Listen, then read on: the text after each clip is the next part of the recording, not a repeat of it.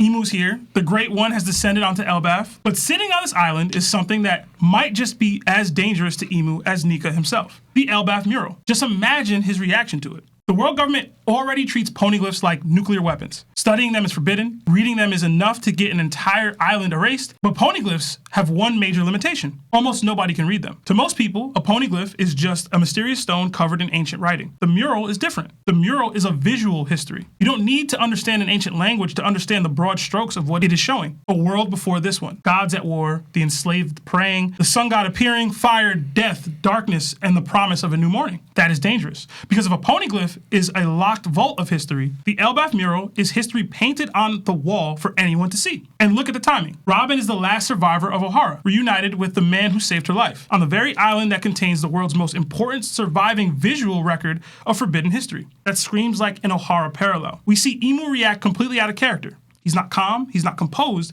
he's extremely angry at the thought of Joy Boy. Emu's hatred of Joy Boy seems personal. If Emu is already losing composure over Joy Boy, what happens when Emu sees a mural that may visually depict the very history Joy Boy came from? If the Nidhogg is connected to one of the figures of the mural, and then Emu already knows pieces of what this ancient history represents, and that mural must become so much more important. What happens when the person who eliminates history comes face to face with a picture of the history he erased? The mural does not just feel like a prophecy. It feels like a record of the past and a warning about the future at the same time. Emu may not know the mural is even on Elbaph, and he didn't come here for the mural itself. But Emu clearly recognizes ancient symbols, ancient names, and ancient forces connected to this conflict. So if Joy Boy and the Nidhogg is a part of the mural's imagery, and Emu screams in anger over one and smiles at the other's return, then the mural is not just an old legend. It is connected to living history. It is connected to the war that was never truly ended. Emu is not just fighting Luffy and Loki in the present. Emu, in his mind, is fighting the return of the past.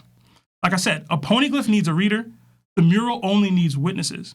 And it's terrifying when those witnesses include the Straw Hats, the Giants of Elbaph, Nico Robin, the final living reminder that O'Hara's will survived.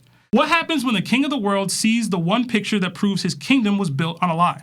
I am fascinated to find out. It would be funny, the reason why the mural has that lightning strike coming down on Yggdrasil is because Emu orders the Gorosei to bring like Uranus, but he brings it to bring down the tree because of the mural.